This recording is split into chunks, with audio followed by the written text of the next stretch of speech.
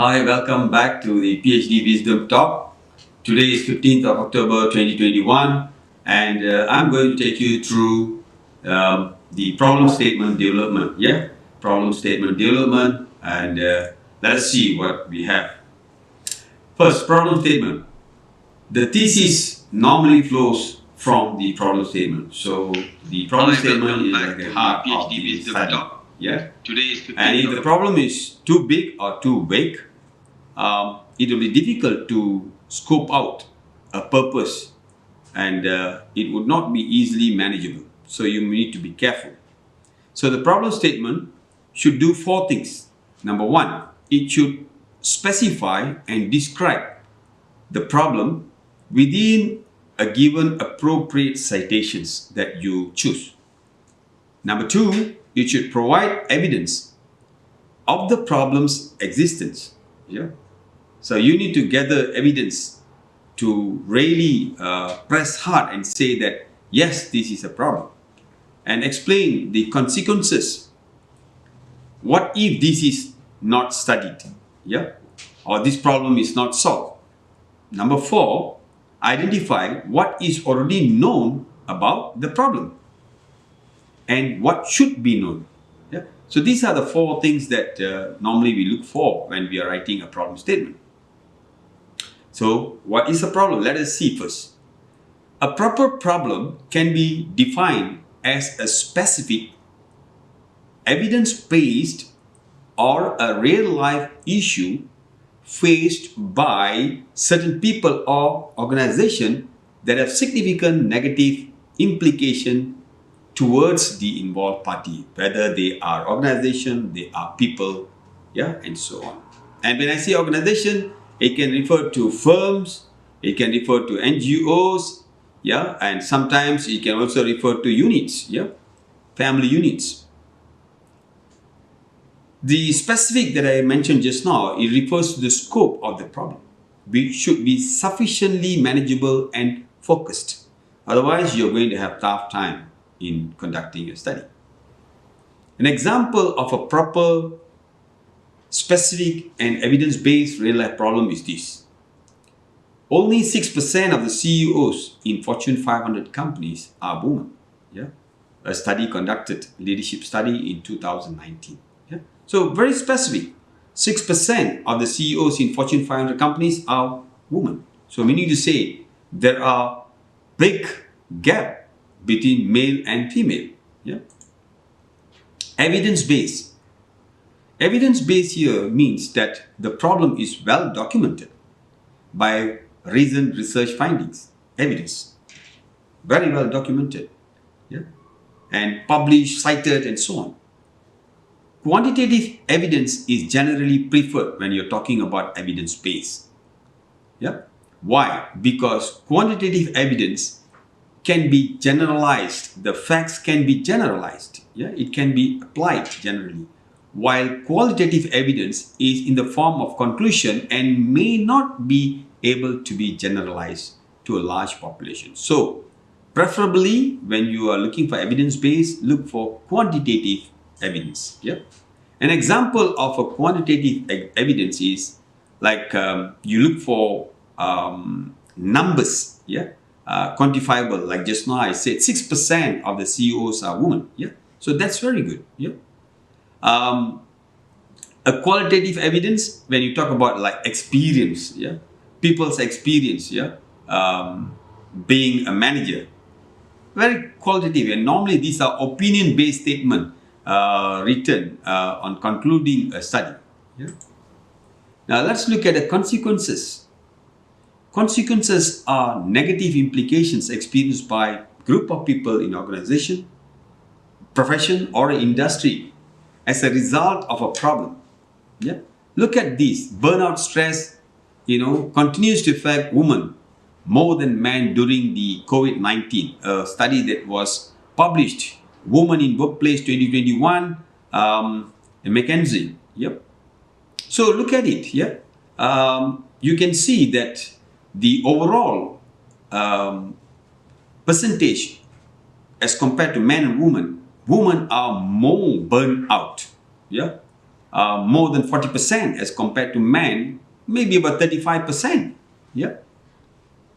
Chronically stressed, men about 25%, whereas women are 30% overall.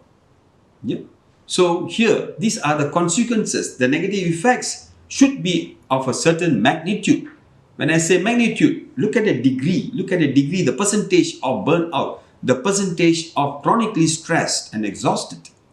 This is what we say, you should look for and highlight the magnitude, of the problem. Now, gaps in knowledge. There are several areas that you can look for gaps in knowledge. Number one is phenomena. I always used to say phenomena is very good to be studied. A research phenomena can be a problem, it can be an issue, it can be a topic, or it can even be an opportunity that's happening. Like Industry 4.0 is a phenomena. Today, most of the industries are working on Industry 4.0. Yeah. Incomplete explanation. Yeah. Yes, people have talked about it in research, but then the explanation given is still incomplete. Like for example, people talking about Industry 4.0, some are claiming 13 pillars, some are claiming 6 pillars, some are claiming 9 pillars, and so on. So the explanation is incomplete. Yeah. And the phenomena focus on capturing documentation and then conceptualizing it. Yeah. If you're studying a phenomena as a problem statement, then what you're trying to do is you're trying to capture as much as possible, like I mentioned just now, Industry 4.0. When people say 13 pillars, 12 pillars, 9 pillars, and 6 pillars, you're trying to capture who said that. And you're trying to document it and why they said that. And you're trying to conceptualize. Yeah. So that can be a phenomena, a gap in knowledge. And also the phenomena may originate in either the practical world affairs or the theoretical discipline. Yeah, practical world aspect. Like if you're looking at Industry 4.0, practically the manufacturing sector is ahead of the service sector in Industry 4.0. Yeah, so you can also discuss about it. Again, to continue, gaps in knowledge topic is not studied in depth. Yeah, you see a gap in knowledge. Yeah, when you are presenting your paper, your viva or a proposal defense, the examiner asks you, why did you choose this topic? And you say, well, there's a gap that need to be addressed. And the gap, where is the gap? Then you say the gap is in knowledge. So you can look at it. Like for example, an aspect of the subject matter or topic is not studied in depth. And it is obvious it could do a greater researching. Yeah. Like usage of RPA, robotic process automation in the service industry. Yeah. Greater things can be achieved. Another example, while there is a relatively large body of social and new media studies, they appear to be largely on Facebook. Yeah. Many things have been posted in Facebook. While we are not aware of large number of studies that say the similar things on Instagram and WhatsApp. So there isn't an in-depth study on the social media and its impact. Yeah. In Facebook, yes, but in WhatsApp, they have not chosen WhatsApp and Instagram. So there's a knowledge in gap. There's a gap in the knowledge. Yeah. And now, you can also look for theories and consequent praxis.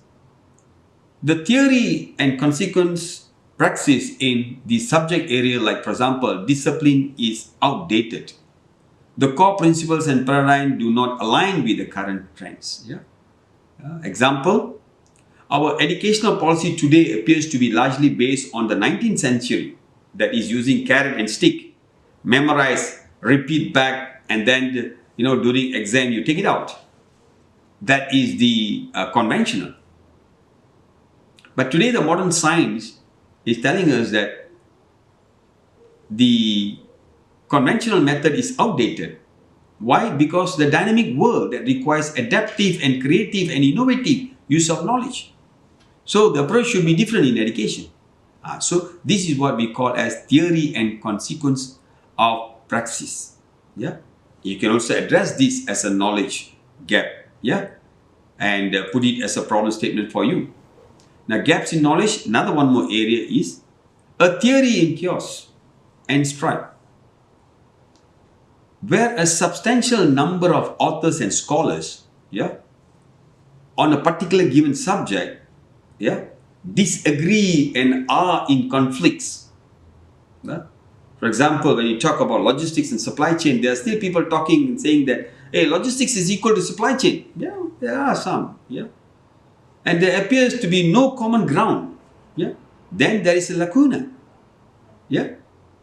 And when there is a lacuna, then there is a need for overarching study to be conducted. Yeah. Why? Because we want to see a common ground. Yeah. Towards an integrated explanation of the particular subject, or a complete paradigm shift that you want to talk about.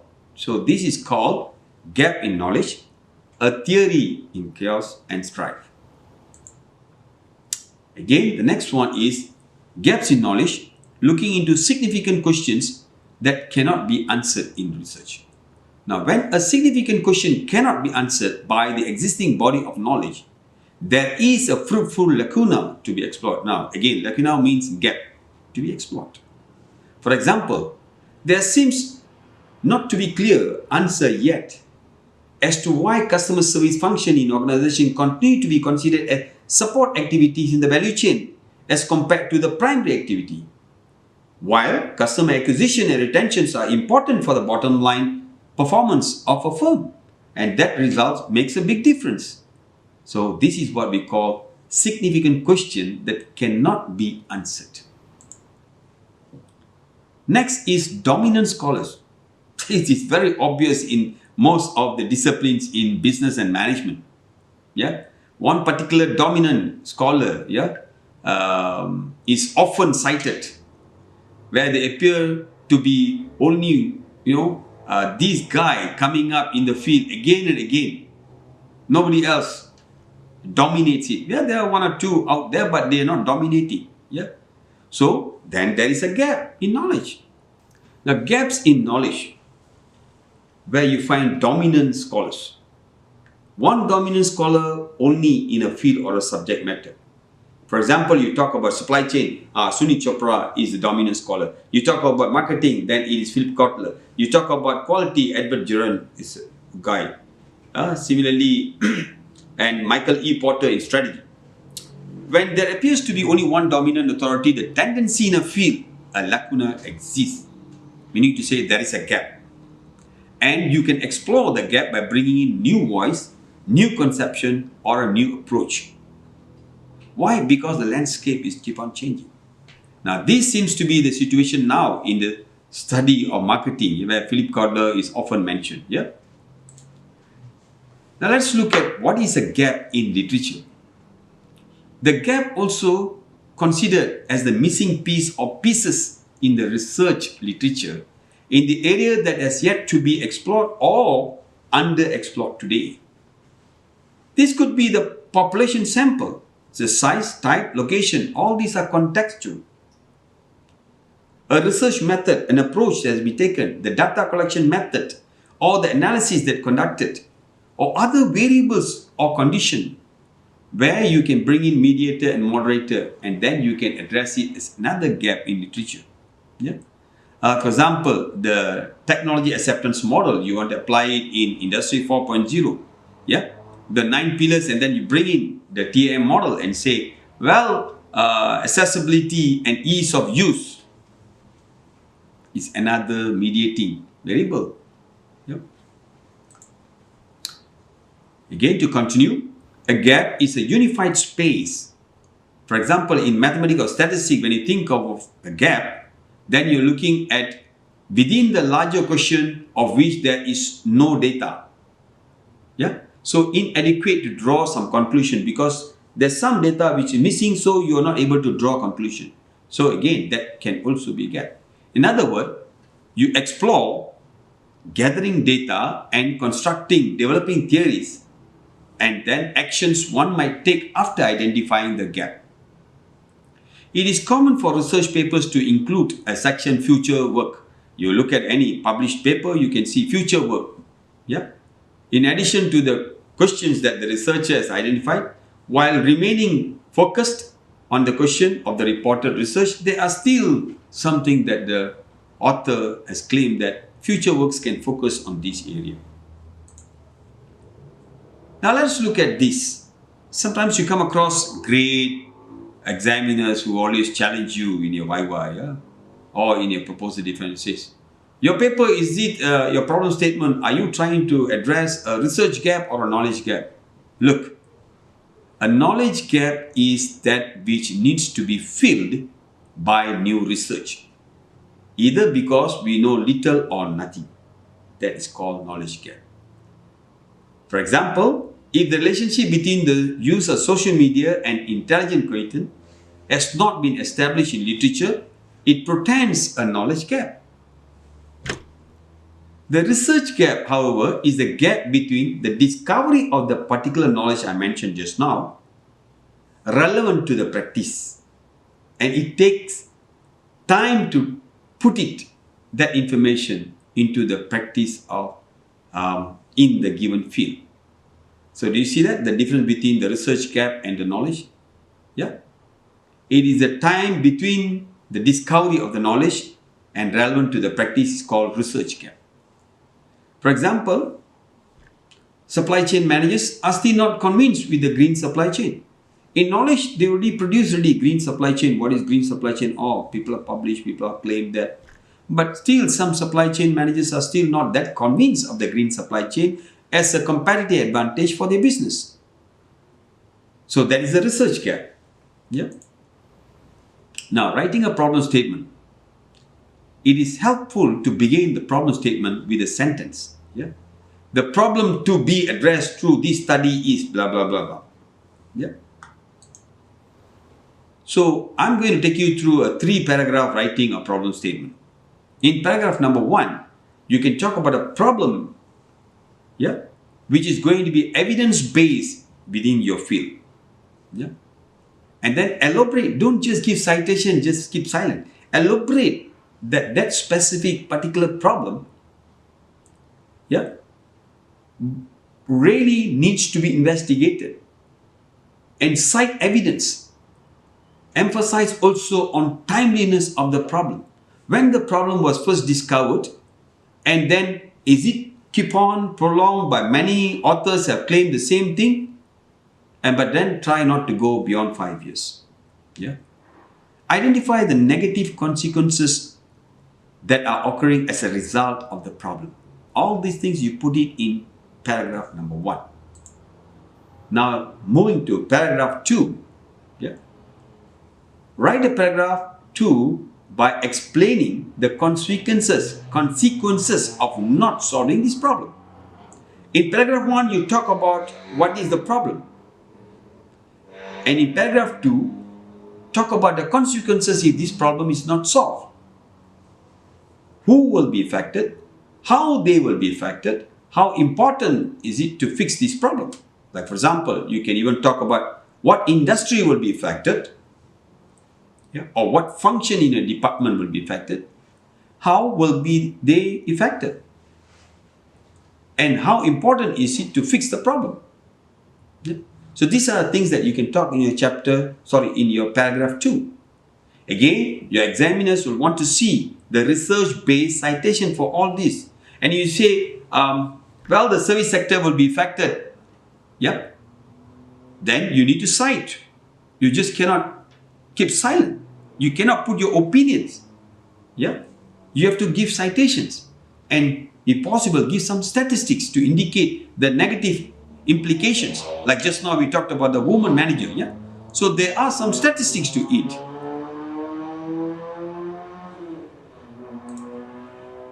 Writing the problem statement. Now I'm moving on to paragraph number 3. In the final paragraph, this paragraph number 3, you will explain what isn't known about the problem. If I'm talking about, again, Industry 4.0, what is not known about Industry 4.0? Maybe the execution or the implementation of Industry 4.0 in the public sector. Presumably, if your problem and purpose are well aligned, your research will try to close and minimize this gap. So this is what you need to write in chapter 3. And by investigating the problem, You also need to write, have other practitioners investigated the issue? Maybe one or two guys would have investigated the issue, like for example, usage of Industry 4.0 in the public sector, or the digital literacy in the public sector. Maybe in the US or UK, somebody has researched and published paper. But in the context of your country or Malaysia, it has not been conducted. So what has the researchers left unanswered? So this is what you need to write in your paragraph number 3. Now, identifying research gap, things you can do as a researcher. Very simple. Review, review, review, review. Many research articles in your given topic of interest. There's no shortcut out of this. Please don't try to take shortcuts. It doesn't help you. Discover what others have researched before and what they have missed. Something which is very important. Like we're talking about balanced scorecard. What have been missed in balanced scorecard? Maybe with today's post-pandemic, COVID-19, what is missed is the digitalization, the efforts. Maybe that's missing. So you may want to look at balanced scorecard and where you can actually fill the gap of digitalization. In research paper, look for another way is to look at articles and then towards the last chapter, that is chapter 5, you will see conclusion, right? Look for suggestion for future research. That's another way how you can identify research gap. Yeah. In the chapter 5 or the headings of conclusion, you can see that authors summarize how their paper could be further extended by researching the area it has unveiled or gap it has highlighted. Normally, you can read any research paper, you will definitely come across that. Yeah. To continue, things that you can do. As an alternative, browse the so-called state-of-art papers. Yeah, state-of-art papers. That means look for the prominent authors. Yeah, the powerful guys in the given discipline. Go download their paper, read their paper, the state-of-art paper, high-impact papers, highly specialized publication, specifically summarizing a particular field of science. Yeah, the field of science that you like. Yeah, and then look at how well it is researched. How well means the spread. What is the current, present, and what is missing in this topic? Yeah. So this could be another area. That means you look at state-of-art paper, then go detail and look for the 3 things there, as I mentioned. To continue again, do not be shy to talk to your fellow friends, your students, your researchers, or your supervisor. Why you want to feel shy? You've got a journey to take. You cannot be shy. Talk to them and discuss and collaborate. This is where in Malaysia University of Science and Technology, our IPS, Institute of Postgraduate Studies, they are conducting the colloquium, a networking session for researchers, yeah, to come together, yeah, people of similar thoughts, to share, to discuss, to collaborate on a given topic, yeah, and that can be fruitful, yeah. It is better than working on your own, yeah. Even though you think PhD is a silo work, no, it's good to have, yeah. Like for example, when I had my challenges during my PhD work, in the process, what I did was, I was working with Stanford University Professor Howley, who actually contributed to me and gave me the idea of looking into one independent variable, that is scalability of supply chain practices. So that is true collaboration. So don't feel shy. You can write in to other professors, yeah. You read the article, you see, okay, this guy has published this paper, write to them. Next, identifying research gap, the things that you can do. Don't be shy to talk to your fellow friends, your students, yeah, researchers and your supervisor. Why you want to feel shy? Go approach them, talk to them, tell them, hey, I cannot see the research gap. Can you advise me? This is my particular subject. This is the field that I want to study. This is the scope. But I'm not able to identify the research gap. Yeah, they will help you. Next, have discussion and collaborate. Yeah, with people outside the organization, outside your university. Yeah, for discussion, Malaysia University of Science and Technology, we, with the help of IPS, Institute of Postgraduate Study, we are having colloquium every quarter, and that colloquium is for discussion, networking between senior fellows, research fellows, and juniors. Yeah, and also with the support of the faculty members who will be in the colloquium. Yeah, our next colloquium is just around the corner. Yeah, just another 1 or 2 weeks more. And we already got about 100 people registered for the colloquium. Congratulations, IPS. So, and to quote another example is for me, when I was doing my PhD, it was almost about coming close to about 8 months and I still not able to identify the research gap. And I was fortunate enough to have a communication or collaborate with Professor Howley, the so-called guru of supply chain from Stanford University. And he gave me a great input. One of my variable, independent variable, which is called scalability, was actually Prof. Howley's input. He said, this particular variable has not been studied. Why don't you put that and you study that? Yeah, see? So that is through collaboration effort. And next, your colleagues or your seniors who are already going to finish their PhD, yeah, the last mile, yeah, talk to them. They will help you. They will give you a good piece of advice too. Yeah. Next, you can also look at to replicate some prior studies. A study was conducted in maybe in China, and then they've addressed some limitations. Now you take the same study, you conduct it in Malaysia, and while you address the limitation, yeah. And this is where you'll be able to note, yeah, the limitation as your independent variable, like just now I mentioned, scalability. Yeah. Like now I'm actually basically working on the supply chain cost model, and I'm trying to identify a lacuna that is digitalization, which has not been discussed in cost model. Yeah. And I'm trying to come up with a new model. Yeah. Which is called supply chain 4.0 reference model, yeah, SC4R, yeah. So there I'm putting one independent variable, digitalization, yeah.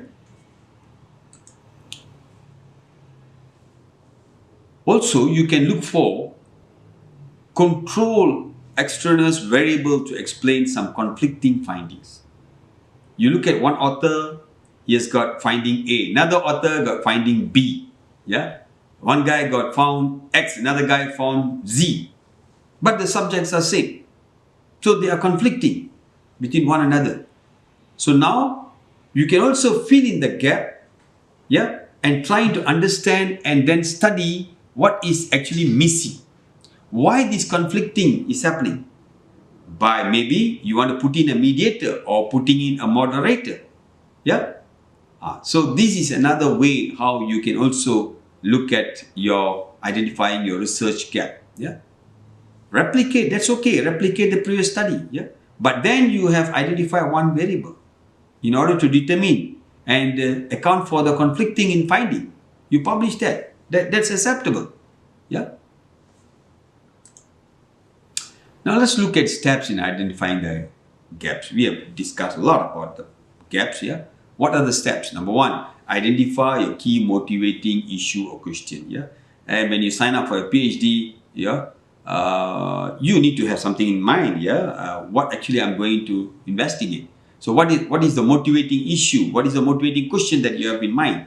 Yeah, for example, people are using social media, but then what is going to be the future of social media when it comes to job opportunity? Oh, then you hear someone say, hey, market influencer is a job for people who are using social media very extensively. Okay, so that is motivating for you. Yeah. Number two, identify key terms associated with the issue.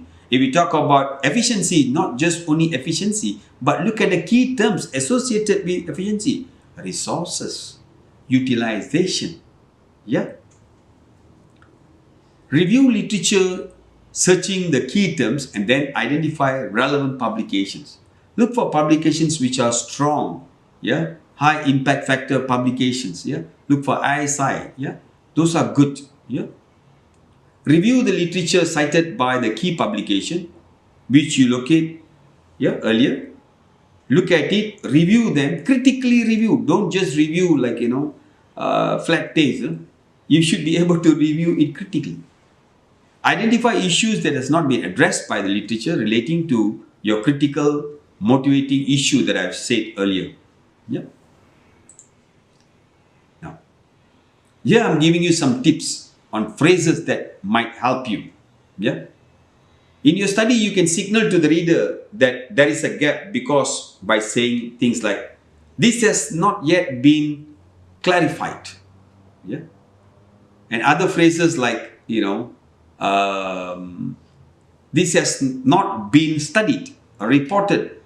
Yeah. It requires, needed. The key question here, yeah, is this remains unanswered. It is important to address. Now, these are all the phrases that you can use, yeah, when you're writing. And to continue, you can also use phrase like, we therefore analyze the impact of scalability in a supply chain relationship. In this study, we investigate. Therefore, the goal of this study are, in this paper, we will report. Yeah. So once you identify your literature, you must tell your readers how you attempt to at least somehow address things in your study. Yeah. Where you find that there is a knowledge gap.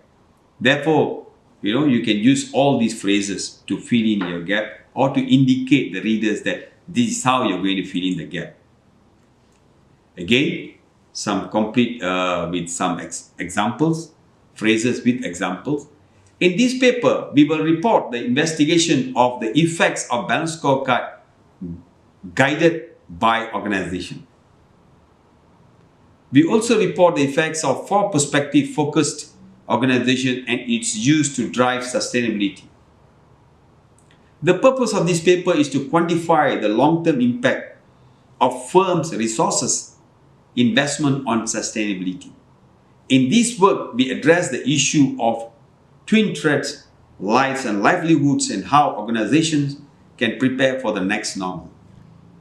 This is important. When your examiner reads your problem statement, even though you write 5-6 pages, your examiners will be looking for this, the purpose in this work. We're also going to report. Yeah, they'll be looking for this. So please be prepared for this. Yeah, these are the things that you need to take note of. Well, good. So I'm finished with my sharing on developing the problem statement. Yeah, with the series of PhD wisdom. Yeah, the second slot today.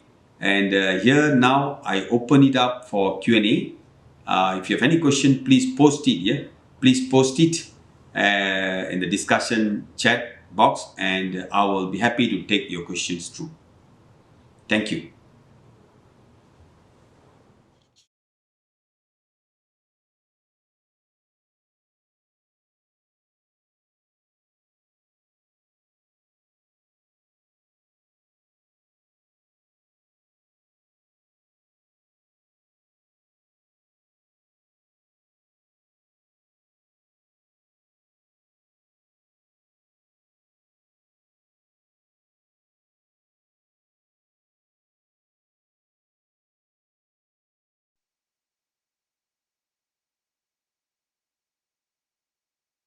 Participants,